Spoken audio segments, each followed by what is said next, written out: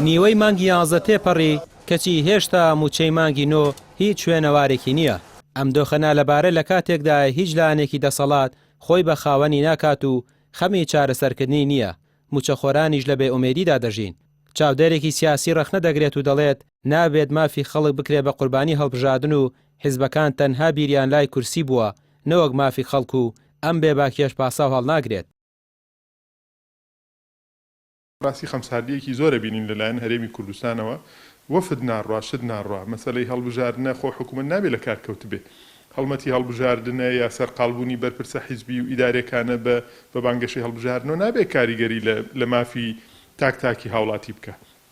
ئەمە خاڵێکی تر ئەوەیە ئەم ئیتیفاقیەتە کۆتایی ساڵ کراوە باشە تا کۆتایی ساڵ هیچ نەبێت دەبێت بۆ نمونە بە شێوەیەکی مەزبوط بڕوە لە کۆتایی ساڵە لە 15 عادەتەن حسابات دادەخرێت لە وڵاتە.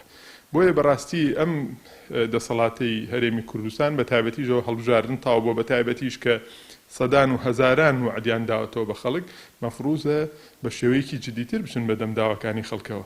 ئەوە بە دڵی خۆیان دەنگیان هێناوە ئەوە بە دڵی خۆیان کورسیان هێناوە وانێ چی ئەمێنێتەوە ئەگەر ئەم کورسیانە حەقیقەتیانێت دەیوەرە ئێوەش وەفاتان هەبێ بۆ خەڵکی هەرێمی کوردستان. ئێستا سەیری هەولێرکەن. پارتی وێکێتی کە سەرقاڵی بانگەشە و هەڵبژاردنەکانی حیزبەکانیان بوون بیریان چۆتەوە کە حکومەتن و دەبێت مافی ئەم خەڵکە بدەن. شارەزانی ئابووریش دەڵێن دەیانەوێت گرفتی موچە بەردەوامی هەبێت بۆیە درێژە بەم یاریە دەدەن.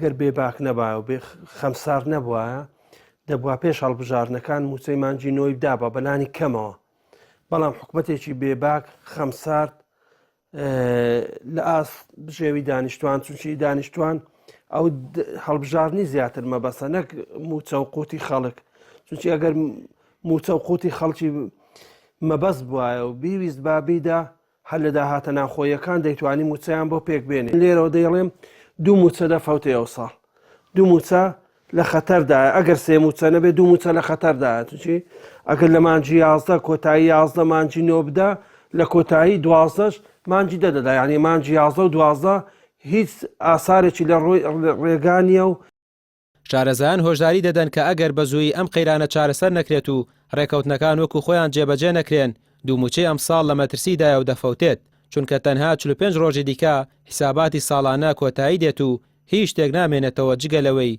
ژیانی خەڵک بەرەو ناڕەحەتیەکی زیاتر هەنگاو دەنێت. ڕامیار عوسمان کەناڵی پێیام سلێمانی.